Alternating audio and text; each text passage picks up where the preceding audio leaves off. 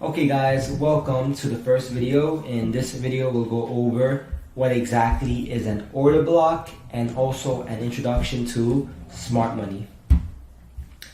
Now, what is smart money? Smart money are basically the institutions, the big banks, the central banks, hedge funds, those type of entities, while on the other hand there are retail traders. Retail traders, we are considered retail traders because we are people who trade our own personal accounts. So there you go. Now, majority of you guys should already know how retail traders trade. They use common trading patterns such as double bottoms, double tops, trend lines.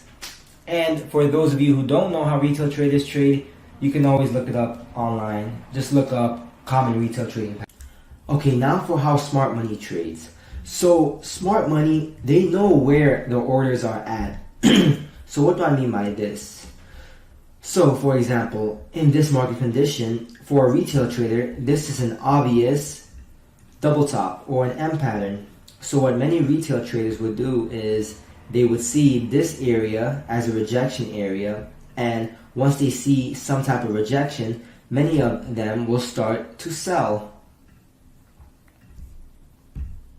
and place their stop loss above the high. However, sometimes what happens is price comes up to their stop losses. So this is where retail stop loss is at. Retail stop loss.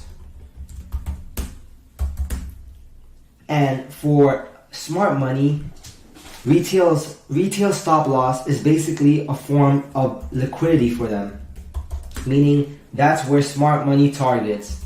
Smart money targets retail's stop loss. There you go. So what happens now is that all the retail stop losses, all the liquidity has been grabbed. So this is when smart money enters. They place huge amounts of orders in which they create a big candle or big selling pressure. And what happens is it creates this type of bearish engulfing type of pattern. And this is called an order block. Now, we haven't entered the trade yet, but smart money is already in the trade. But this sign, once we see an order block, we know that smart money is in the trade and that we should trade with them. So price continues to come down and price comes back up. It comes to the order block, and this is when we would enter. Now let's look at some examples. As we can see here, we can see that there is a retail trend line being respected.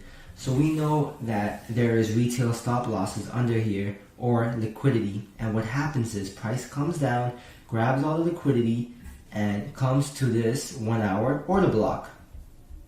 And as we can see here, price rejects off it cleanly.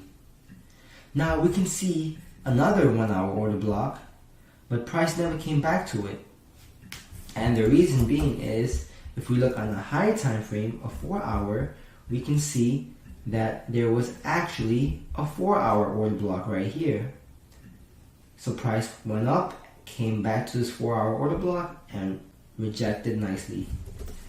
Back to the 1 hour time frame.